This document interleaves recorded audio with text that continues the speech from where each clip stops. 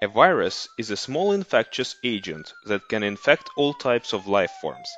Main power of virus that it replicates with enormous speed. We know this concept as copy-paste. Virus copy-paste fast, but in Excel you need to copy-paste smart.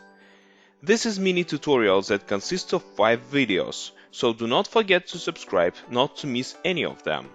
In this video we are going to learn how to apply same mathematical operations to the data in the selected range of cells without any formulas or technical calculations.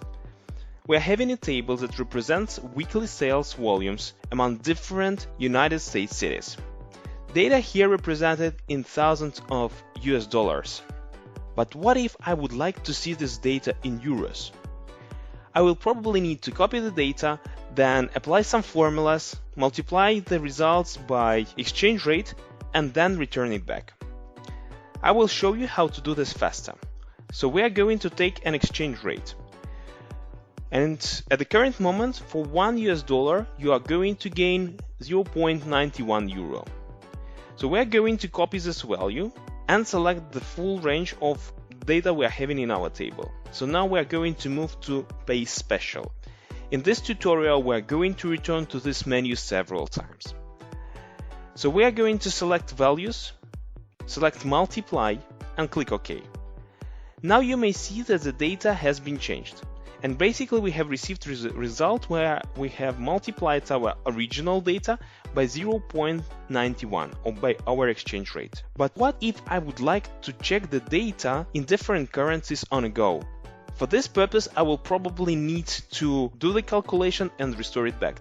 Why I can't get the value directly as a formula, as a trigger to the cell? But I can, and I will show you how. So we are going to do the following trick. In the cell below the exchange rate, I'm going to create a formula that's going to be fixed to the exchange rate. And now I'm copying the formula cell. Next action, selecting all the data, and I'm going back to Paste Special, but now I'm going to select formulas and select multiply. When I'm going to click OK, it's going to be a magic.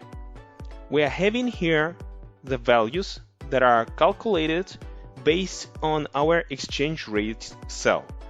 And moreover, if you remember, we were having just raw data, but now we have a formula in each cell in the table.